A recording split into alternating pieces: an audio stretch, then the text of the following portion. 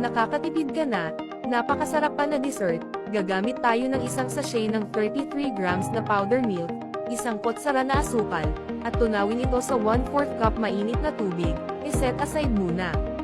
Magtunaw ng isang kutsara na asukal sa lanera, sa pinakamahinang apoy, hanggang makaramelize ito, itabi muna.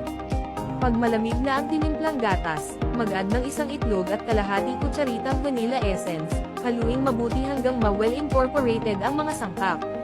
Salain ito habang binubuhos sa lanera, para matanggal ang buo-buo. Habang binubuhos ito, ay nagpakulo na ako ng tubig.